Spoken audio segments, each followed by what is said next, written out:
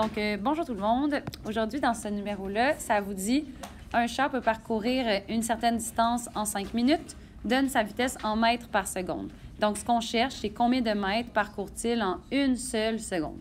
Fait que la première chose que je vais aller faire, c'est que je vais aller exprimer cette information-là sous la forme d'un taux.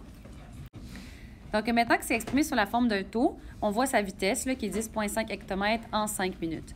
Nous, on cherche une vitesse en mètres par seconde. Donc, ce que je vais aller faire, c'est que je vais aller changer la distance ici, qui est en hectomètres, je vais la mettre en mètres. Puis ensuite, le 5 minutes qui est là, je vais le mettre en secondes. Donc, en ce moment, on a une distance qui est donnée en hectomètres. Tu veux la mettre en mètres. Donc, pour passer de hectomètre à mètre, tu dois multiplier par 10 une première fois, puis tu dois multiplier par 10 une deuxième fois. Ça ne revient pas à multiplier par 20.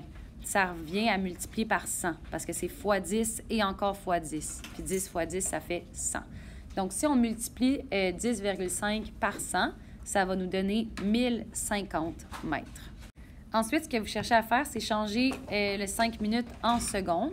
Puisque dans une minute, il y a 60 secondes, ça veut dire que pour chaque minute, j'ai 60 secondes. Donc, en 5 minutes, il faut que je fasse 5 fois 60 pour me donner mon nombre de secondes.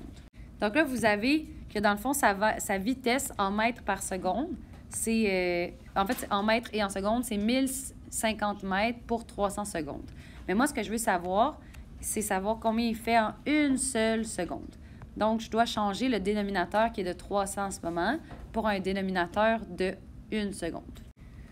Donc, puisque le dénominateur, dans le fond, je dois le diviser par 300, bien, on va faire exactement la même chose pour le numérateur. On va le diviser par 300. Et là, vous allez obtenir que ça fait 3,5 mètres par seconde. Par contre, la façon de l'écrire en ce moment est vraiment pas belle. Un taux unitaire, c'est pas comme ça qu'on va l'écrire. On va l'écrire vraiment avec une barre oblique. Fait que c'est 3,5 mètres par seconde.